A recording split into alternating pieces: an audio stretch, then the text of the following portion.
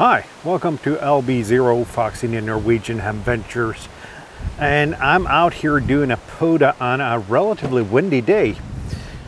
But let me just go into the car and grab something for you. Got something new here. It's a new, yet another Chinese vertical antenna.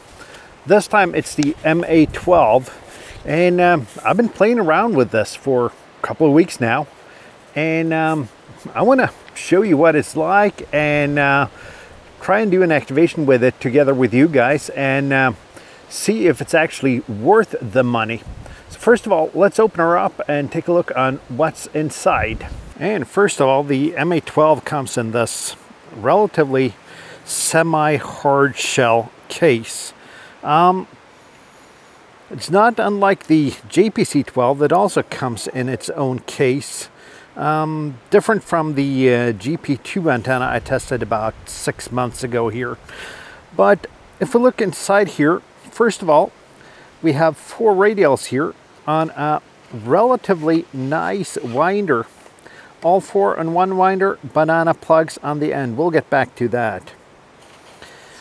Then we have the feed point here. I got a rubber protector here for the spike. The spike is relatively permanently attached to the feed point here. So in opposites to some of the other antennas where you can actually drop the spike and get it through airport security, this would be a little bit more tricky. I'm just going to put it down for the moment. We have the feed point. We have 4 holes here for the banana plugs for the radials. And we got an M10 threaded hole here.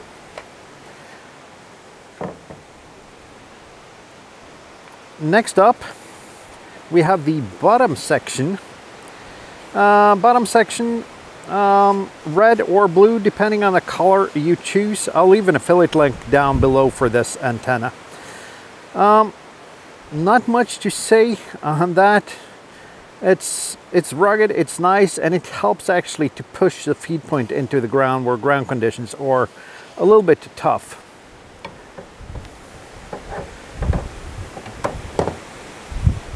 And then we have, well, before we get to the whip, I'll get to another little dingus here. We have this little coil here for 40 meters.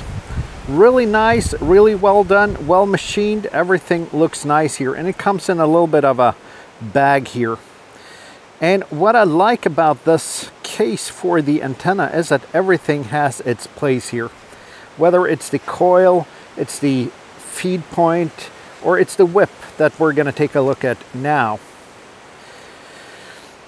And the whip, and what I'm going to do now, I'm just going to place the camera on top of the car and we'll take a look at the whip here. Because the whip is M10 threaded 5.6 meter whip, most like other Chinese antennas, but there's something that actually puts it a little bit apart. If you look here, it says 28 megahertz, so all the bands are marked here, and except for 40 meters, all the markings are spot on. And the good thing about that is that you can have a multi-band antenna that is easy to tune without needing to bring an antenna analyzer.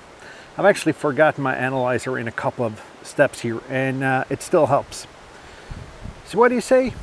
Let's get this thing on the air and see if it works.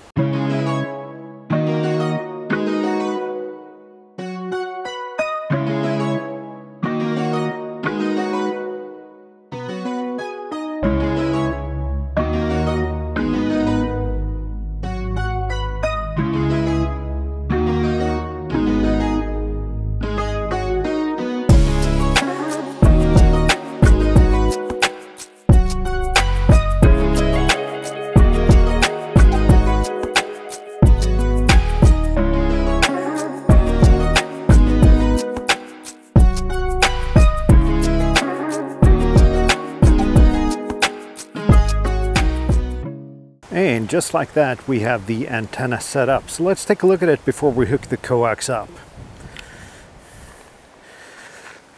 First of all, we have the feed point down here. It's almost not visible due to all of the grass here.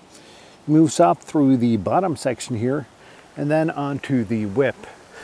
And as you probably can see here, it's at the 14 megahertz point, so it's set up for 20 meters. Let's move back a little bit and take a look at the entirety here.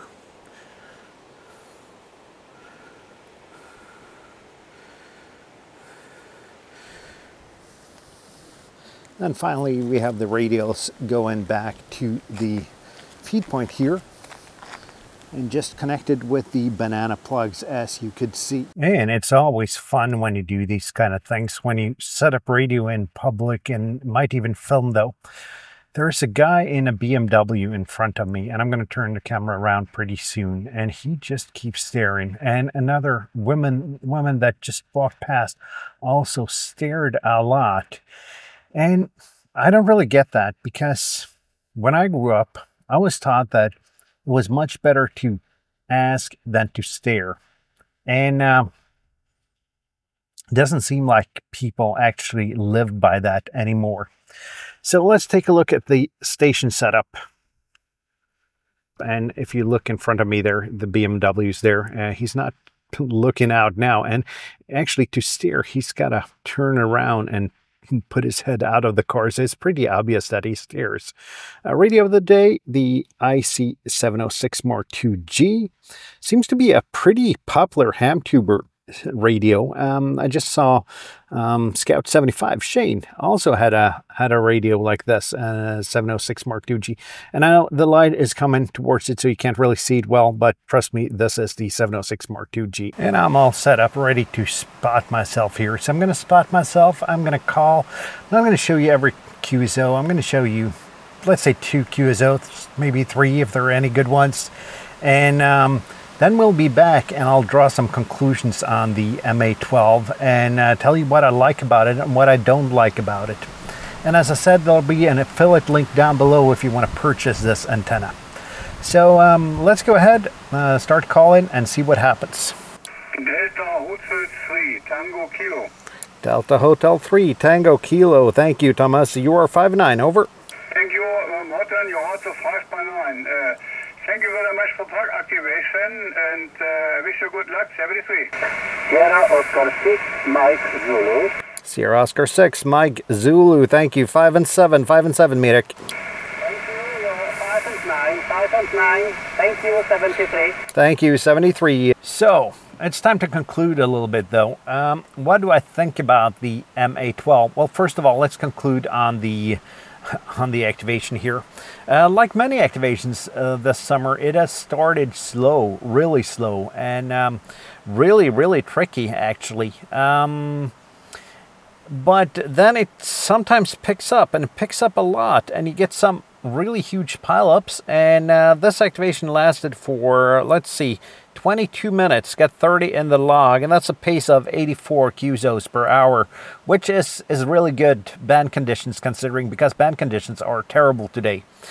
But I'm not going to go as far as saying that it's the antenna that does the trick though, because differences between antennas, at least resonant antennas and verticals that you tune like this, are mainly mechanical.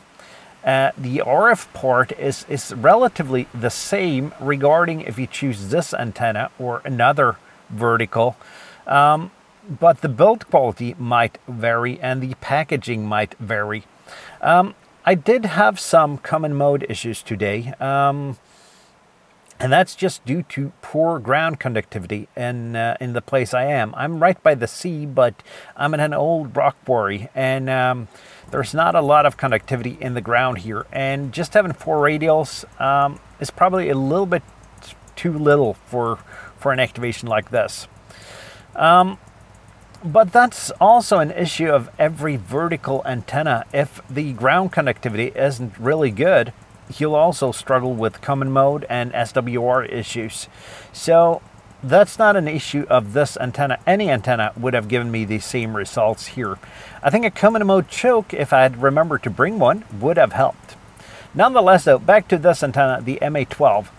And I just gotta say, just get it out, it's my favorite Chinese vertical. It's also known as the Chaligan something 750, I think. This is the MA-12. It's the same antenna, just depends who sells them. Build quality is really good. The machining on this antenna is awesome. Furthermore, it's a solid antenna. It's packaged really well with the bag that you saw, and every part has its place. There's a winder for the radials, the banana plugs for the radials. Everything's really thought out. This antenna is, and I actually need to go into AliExpress and see how much this antenna was. This antenna was $113 over on AliExpress. So you got to ask yourself, is this any better than the cheap red base 5.6 meter vertical with ribbon cable radials you buy as antenna? No, it's not. It's the same principle. It's a quarter wave vertical with ground radials. Is the build quality better?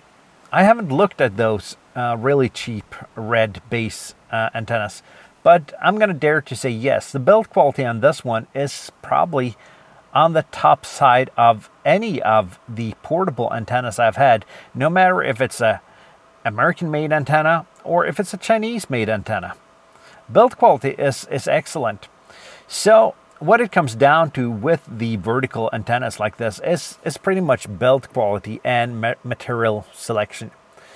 The things I like about this, besides the build quality, is that the bands are marked. So you can pretty much tune it, if you have the right ground connectivity, by just pulling it out to the right mark. That's a positive. So I've babbled for almost 5 minutes now. I'm not going to babble anymore. The MA-12 gets a thumbs up from me. I like the antenna.